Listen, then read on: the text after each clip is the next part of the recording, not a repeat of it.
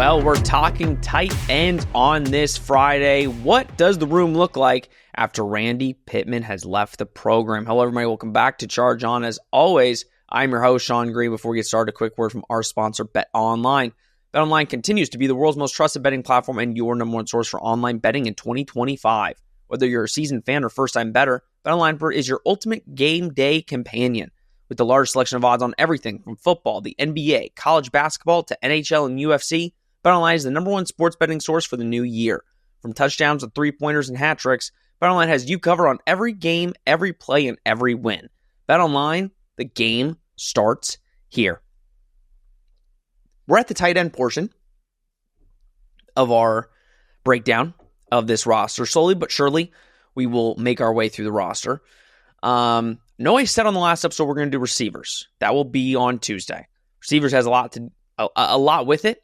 A lot less tight ends, but a lot of things we need to get into with the tight ends.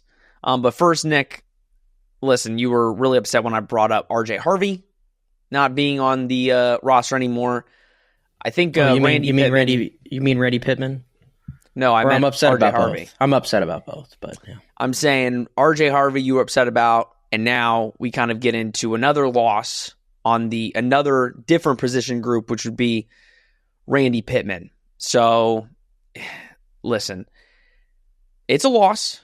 I think there was a lot of untapped potential with Randy in the Gus Malzahn system. I don't think Gus Malzahn, as we know, used tight ends the way that we kind of expected him to. But we saw the potential, and he decided to go follow Gus. So hopefully they can unlock that potential at Florida State. But how big of a loss do you think ultimately this is before we kind of go into the tight ends on the roster? I think it's one of the most significant losses that maybe the most. Now, hold on. Before I say this, I have to keep track of every guy that UCF has lost in the portal, because I was going to say he's probably the most impactful guy that you lost through the transfer portal, not exactly the guys who have graduated, because clearly RJ Harvey takes that crown quite easily. Like I think of like an X3 Alexander was a big loss to that defense in that linebacker room from a leadership standpoint, for sure. You know, the Kittlers of the world, the Medleys for the experience they brought. Marcellus, you want to throw him in there. Like your offensive line is going to look a lot different next year. But you need playmakers. You need playmakers on your offense. And Randy Pittman was a playmaker who, unfortunately, I don't think like you said, there was untapped potential there with Randy Pittman. I understood why they had him blocking a lot because he was a beast at it. And it certainly helped the run game when he was here. But whenever that guy got an opportunity, he made plays. He had burst, really athletic, and that's a huge loss to this team. So similar to a lot of other positions on UCF's roster currently as it's constructed, a lot of unknown, but dare I say maybe a little bit of intrigue that's been added to the room as well. For sure. And I think, I'll be honest, that you bring up X3 Alexander. I think, in my opinion, besides E.J. Colson, because that's a guy that you look at as a potential future starter for your program, I think X3 was the biggest loss. And you look at Randy and you're like, yeah, that was a huge loss, one of the biggest losses. But I like who they've added. And we're going to go through some of the guys, but some of the guys that they've added, you look at, and there's hardcore facts, hardcore evidence of they're going to be contributors for this UCF Knights football team. But let's start with a guy that we know that has been on the roster, Kylan Fox. Now, I'm starting with Kylan because 4-star in the 2024 class, played in a couple games. I think he was on special teams for a little bit, but actually got some offensive reps, 3 receptions for 22 yards, 6'4", 230 pounds. We were talking about Kylan of, okay, like, what kind of role could he play in year one? Do you see them going to 2 tight end sets? I asked that. I asked Gus Malzahn that early. And Randy. I said, do you kind of foresee a potential to do some 2 tight end sets? And of course, as we know, they were saying, oh, sure. And basically that never happened. But Kylan Fox comes in. He's not necessarily, he can play. We were talking about it throughout the season and just before we got on that. You look at Kylan Fox and he kind of They had him at receiver at one point, listed on the depth chart during the year. He's big. He can run. He's fast. Might not be able to block. We haven't seen it. But Kylan Fox, you look at him and you say that is a young redshirt freshman that has the potential, with all the guys coming in even so, to start next year for the Knights, Nick. Yeah, he certainly has that potential. And keep in mind with Kylan Fox, he was UCF's number one rated recruit in the last cycle for what that's worth. And like you mentioned, we got to see a little bit of Kylan down the stretch. Some garbage time appearances, I guess. I think he was on the field in that Arizona game in the blowout a little bit. I think he had a catch or two there. And yeah, it's kind of interesting. He comes into this year, and at least of the guys who are returning from that room, you probably have the most trust that if somebody's going to break out, it's going to be a Kylan Fox. You look at his build. I mean, again, we don't have much tape or really highlights to go off of Kylan Fox unless you go back to his high school days.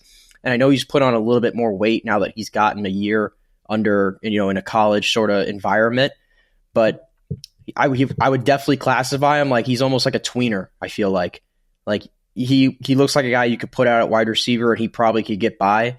But at the same time, he's also he's heavier enough to where you probably could stick him at tight end. So I kind of think he's a little bit of a tweener, but there's a big time athlete in there for sure. And it seems like that would fit really well in a Scott Frost offense, which prioritizes, from what we know before, prioritized a lot of athletes, a lot of speed. So I think that alone gives Kylan Fox a chance to really stick out and get some significant playing time this season. No, for sure. And I think my 4 would be the upside. He's been here a year. He's been he's been living in Orlando, been with the Knights team. I think that untapped potential for a guy like Randy Pittman that you didn't get to really explore and see, not because he wasn't on the field, but because you just didn't give him opportunities by throwing him the football. I think you replace Gus with Scott Frost, who uses tight ends. He uses every single position on the field. And I think you put a Kylan Fox starting from day one, that's an opening up. You could open up your offense with him. My against is experience. Listen, at the end of the day, didn't get a lot of reps. That's with a lot of the young guys that we're going to talk about over the course of the next couple of weeks when we're going down the roster is, can they be number one options? I think Kylan has the upside. Obviously, Nick mentioned it. He was our number one player for our 2024 class. Clearly, you are scouting him and want him to be that guy in the tight end room or receiver, whatever they want to put him as. But the experience is a question mark, Nick, when you look at this is a big year, first year. Do you want to throw a guy in that doesn't have much experience in the college landscape, or do you want to play one of your transfers or older guys, at least for the beginning of the season, to kind of bring him in slowly? Yeah, you could. I guess there's two sides of it. Like you brought in, we'll get to him in a second. You brought in a relatively experienced tight end that has production at the Power 4 level. So right away, I guess we could just say his name, Dylan Wade, coming from Maryland. So right away you see him and it's like, okay, you're something there that you can go off of. We have 2 years and 1 year of solid production, I would say, on a not so great Maryland team. So certainly he's going to be in the mix, but Kylan, there's a lot of potential there. And I kind of want to see these young guys play. I think that's sort of what this year and probably next year is for. They've hit the transfer portal heavy, probably a little heavier than honestly I thought they were going to. But then again, there was such an exodus out of the program. You kind of have to fill these positions, and you can't necessarily just have a team of a bunch of young guys all over the place that are unproven. At the end of the day, they're trying to win football games. We don't know how much they're going to win. Expectations are probably pretty low, but they want to win football games. So they've definitely brought in some experienced guys, but I think for the long-term success of this program, they need to get back to what they were good at before, and that's developing some offensive talent and some of these young guys like we saw that kind of went away, I think, certainly towards the end of the Gus Malzahn era. So I want to see Kylan Fox on the field. And I know there's probably going to be some things that he struggles with early, but it's about progression. The player you see on week 1 next year when Kylan Fox is on the field, you hope is not going to be the same player that you see when we get to games in November of 2025. So he's going to progress, but he's got to get on the field. It's the only way he's ever going to progress is if he gets on the field. And I think UCF needs to prioritize that. Yeah, we'll give our predictions at the end. You definitely have to get him touches on the field. I'm assuming regardless of how this all shakes out, I think he's tight end 1 or 2 heading into the season. I'd be shocked if he wasn't, just from a talent standpoint. But to that point, Gus, I mean, if you go back and look at the Gus era, you can probably come up with less than 5 names of like true freshmen or redshirt freshmen that have started. Like you think of Xavier Townsend kind of getting in right away. You think of like Jason Johnson. But besides that, it was go to the transfer portal, start guys with experience, and that was the Gus way. So I'm assuming Scott Frost, especially with when you look at the tight ends, you look at some of the receivers, it is a very young couple of groups. So we'll talk obviously receivers next week. But let's get into the transfers, Nick. We have a couple tight end transfers. You mentioned one of them, Dylan Wade and Elijah Brown. We're going to kind of group these two and then the next two together. But 2 transfers, Dylan Wade, 3-star in the 2023 class from Orlando, played at, I think, Evans High School, came from Maryland, 6'2", 226. He had a hell of a year last year. 29 receptions, 374 yards, and 2 touchdowns. If you go watch his tape at Maryland, it's very hard not to look at him and say, that is the easy replacement for Randy Pittman. Like, you have the production at the power 4 level. You have a guy that is coming back home who was probably sought out by many P4 programs because of the production. And dude's a baller. So when you look at Dylan Wade, Nick, is it as cut and dry as saying he's plug and play day 1 starter coming in, or is it as more a wait and see with a lot of these guys? I mean, it's probably a little bit of wait and see, but like I said, he's got a year, a solid good year of production at a Power 4 school. So that gives him the upper hand on all these guys, including Kylan Fox. So it wouldn't surprise me one. And the fact that he's a local kid and he's coming back, like, I love that. There's multiple years of eligibility there. There's even more room for growth, probably. You look at his size. I mean, the guy's a load. I mean, he's got really good size for the position. I think the thing that's going to be interesting, not just for Dylan Wade, but it's going to be for Kylan Fox and some of these other guys, is you can be a good pass catcher all you want, but you got to be able to block. You got to be able to help out in the run game. And I think that's the part that probably we skip over. And I went and looked because obviously we don't really have data on Kylan Fox really as a blocker. And I dove into Dylan Wade a little bit. And again, this is from PFF. Sean, the results weren't great on Dylan Wade's run blocking numbers. He graded out 42.3 on the run blocking scale. But I found this interesting, Sean. 55 of those run blocking snaps were on zone runs, where he graded out 36.4, which is dreadful. Like, that's really bad. That's really bad. On 69 gap runs, he graded out 63.4. Which is significantly better. Like, you can get by with that. Yeah. You can get by with that. Now, again, this is just me reading what I'm on PFF. So, again, take that for what it's worth. This is not an absolute that I'm saying, but I think it's worth pointing out because there's some actual data there on him as a blocker. So, I don't mean to single him out on that. That goes for everybody. It's just we actually have data for him. And I think that's kind of one of the underrated parts of this. Because, I mean, clearly Dylan Wade showed last year that this guy could be a weapon in your offense, and he's also a pretty good athlete, I think, for his size, and so he can help you there. But in terms of getting on the field and staying on the field in certain situations, you've got to be able to block, and that's what Randy Pittman obviously was really good at for UCF this past season. So I think that's the one part that which tight end is going to be able to fill that void on the offense as well. Well, it might be this next guy, potentially. Elijah Brown, the second transfer tight end that we have gotten this cycle. 4-star in the 2022 class. This one's an interesting one, Nick. 4-star in the 2022 class, was highly sought after. Signed with Alabama when Nick Saban was there, obviously. But only stayed there a year. Transferred to FAU and stayed there for about a year and a half. Spent the last couple seasons with the Owls. 6'5", 250 pounds. And in his college career, he's only logged one reception for 22 yards. Now, look, this was a clear cut. Let's look at him, give him an opportunity. Obviously, UCF signed a lot of FAU staff members, over from that staff, brought them on staff here.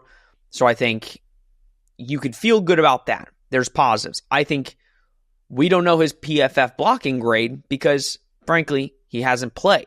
He hasn't really gotten a lot of opportunities. Who are you talking about, Elijah Brown? Elijah Brown.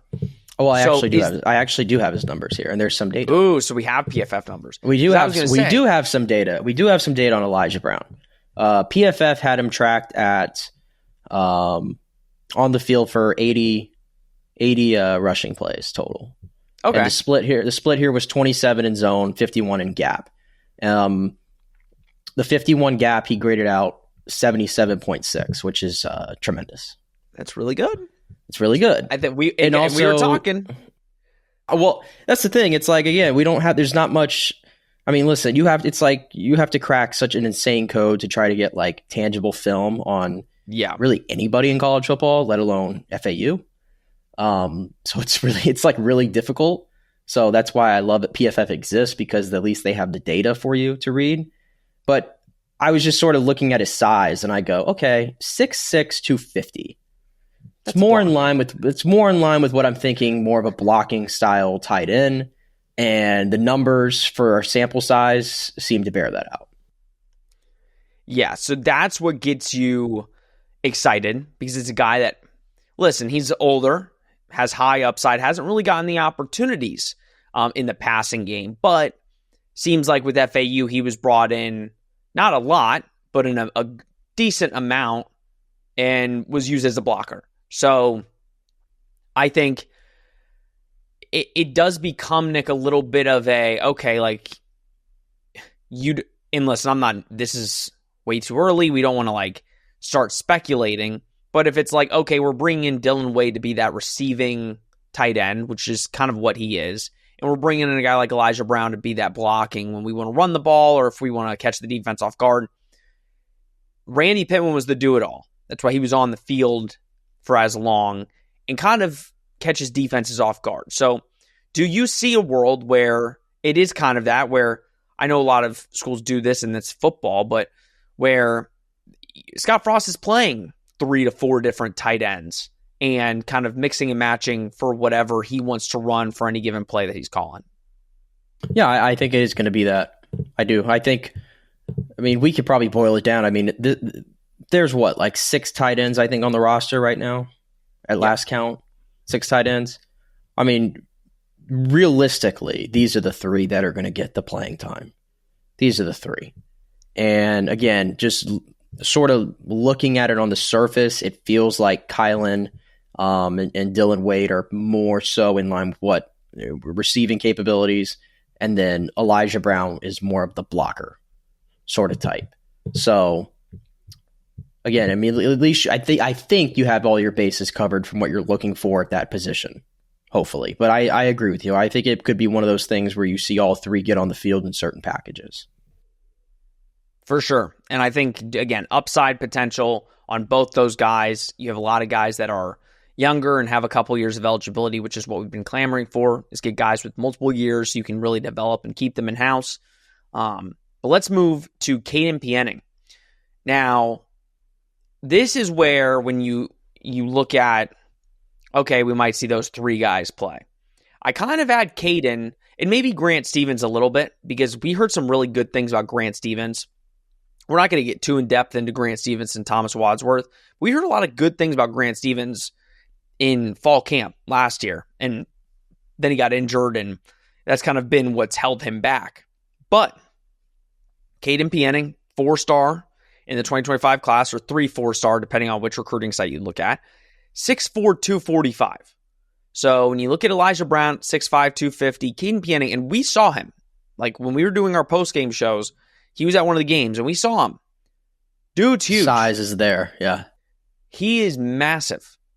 So, And when you watch his high school tape, he can catch the ball. He's really good in the open field. Not as fast as Kylan Fox, but again, durable and has some quick speed, some speed you don't expect. So when you're looking at that next potential guy that's a do-it-all, like we haven't seen Kylan block. We don't know how good of a blocker he is, but we know he can catch the ball.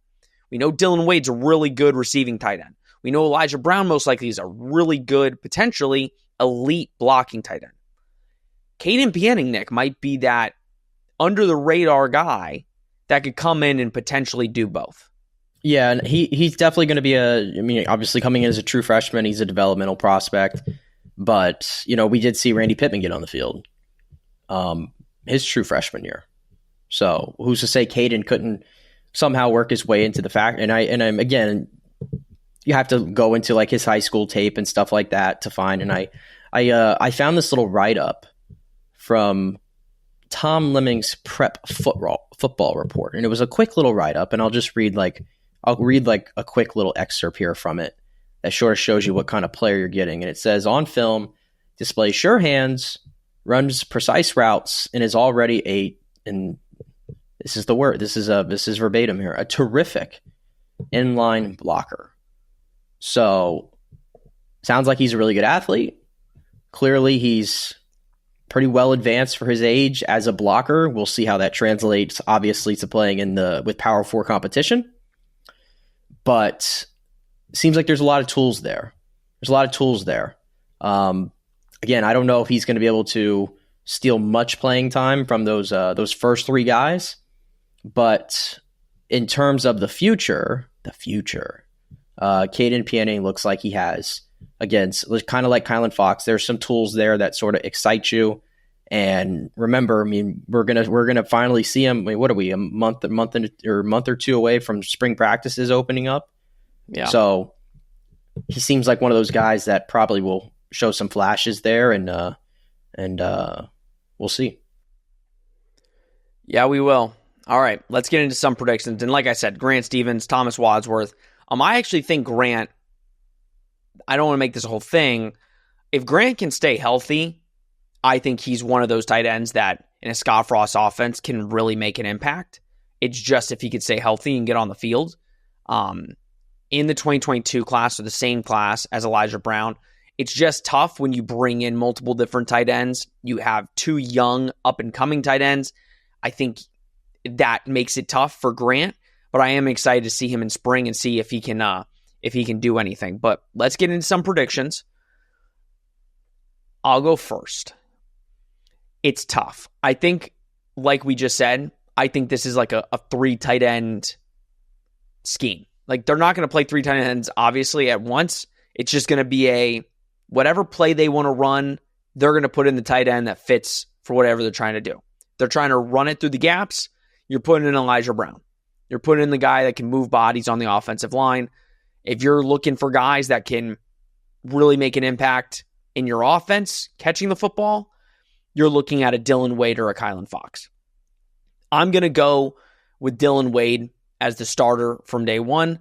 I think it's hard to not pick the guy with the production. With that being said, I think it's one of those things where Kylan Fox is going to get playing time early. He's going to get the opportunities. And if he kind of proves himself in spring camp, or proves himself in fall camp, he can overtake Dylan Wade pretty quickly with just his sheer talent. But Dylan Wade obviously gets the leg up with just his experience and productivity. Nick? Yeah, I give Dylan Wade the upper hand for now, for sure, because of the production like we mentioned. But I do think both are going to play big roles because, and we'll get into it next week when we cover this very lengthy wide receiver room that has a lot of moving parts in it this season. Not too many names I don't think many people are going to recognize on this one. I think it's very possible. Yeah, I think it's very possible, Sean, that Kylan Fox and Dylan Wade might end up being two of your top handful pass catchers. And at the end of the day, you're going to find a role for both of those guys to get on the field. Hell, maybe they might be on the field at the same time. Two tight ends. I don't know. So Dylan, I think you probably slot him in as the technical tight end one, but I think you're going to see plenty of Kylan Fox this year because again, given that uncertainty in that wide receiver room, and I'm not sure who's going to stick out yet or who's going to be able to actually be someone that could help you this year, I think these two guys might end up being two of your 4 or 5 best pass catchers on the roster. There's a good chance of that. And there is also a chance, like you mentioned it, there is a chance that Kylan gets moved to a somewhat receiver role and they're on the field together a good chunk of the time.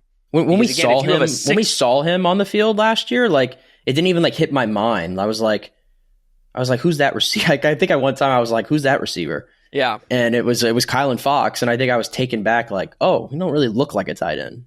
Like he's a tweener. Yeah. But it's interesting. I am intrigued, like, in these next however many months, like, with the new weight program that Scott Frost going to have him on, like, how much bigger can he get if he wants to get big, if they want to keep him lean. I mean, what is he at right now? Or from his like, we don't know what he was at UCF this past year, but 229 the last I see. So maybe I can look that up really quick. I think UCF should, and I think UCF, walk with me here. I think UCF should somehow find a way to genetically put Tyler Warren's genes into one of these tight ends. That's what I think should happen. That'd be nice. Bold. I know that's a big, bold thing of me to say for the best tight end in college football, but yeah, wouldn't that just be ideal? Wouldn't it? It'd be nice. Ideal? It'd be nice. But I mean, look, he is 229, listed as 229 on UCF's site. So, I mean, I think he was listed at like 201. I think when he first committed to UCF. So I think that's what I'm saying. I think he already put on some significant weight in 1 year. Yeah, no, for sure. So I mean, I think keeping him at 230 around there would be beneficial. But it would not shock me in the slightest if they kind of made him a wide receiver tight end hybrid. And put him out on the outside, put him in the slot, kind of move him around while also putting Dylan Wade in there and Elijah Brown for blocking. And I'm sure he can catch the ball if he's given an opportunity, but they didn't give him any opportunities at FAU. So we'll see. We will see when we see him on the field. Nick, any final thoughts on the tight end room? I miss Randy Pittman. No, there's no doubt about that. I'm just kidding. Your one-liners. I was about to say. I'm just messing. I miss Randy Pittman. I always will. But I actually think that at least between the top two guys, I think there's some good potential there. I think Dylan Wade was a solid get in the portal. You had to get somebody with experience, and not only did you get somebody with experience, you got somebody with production, and you still have Kylan Fox, and as we already mentioned, Piening as well, who two developmental guys, and then Elijah Brown. We'll see what you get from him. So there's a lot of positions on this team that I'm very unsure about. Tight end's not one that I'm necessarily as worried about right now. I'm really not. So, and that's probably the best compliment I can give. No, I'll say losing Randy, your question is like, okay, can Kylan step up?